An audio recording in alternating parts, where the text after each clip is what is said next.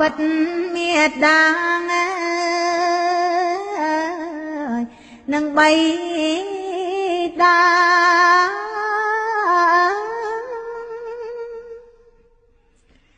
កូននឹកខ្លោចសាពេកអំបាយ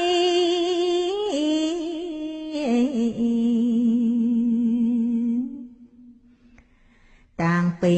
កូនកើតមានរូបកា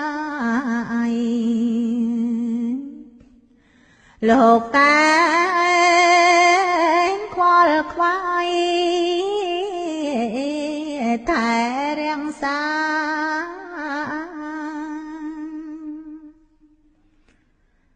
អងអ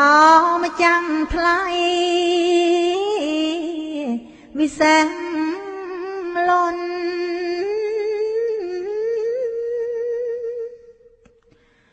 លោករងទុកធ្ងន់ពេកណាស់ណា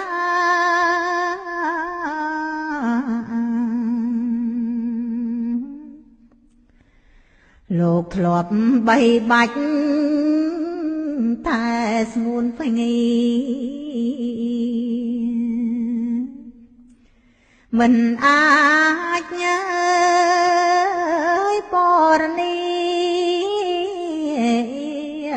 ឲ្យអង្គបានពេលនេះកូនសូមផ្គងអញ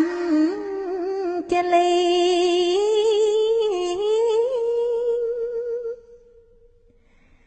លើខាត់ទាំងពីរបនតនប្រាន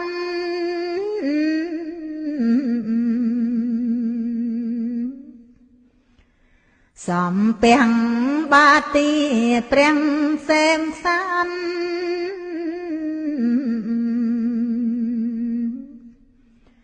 តងខំអើ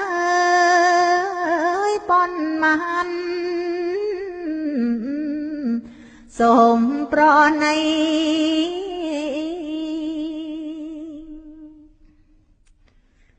ម្ចាំងសាយកាលកូនអើ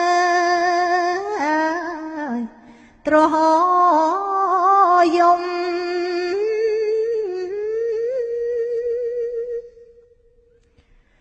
លោកស្ទុំមកភ្នំត្រកងបី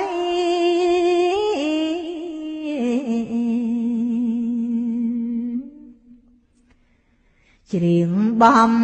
ពេកូនដោយប្រាំប្រៃ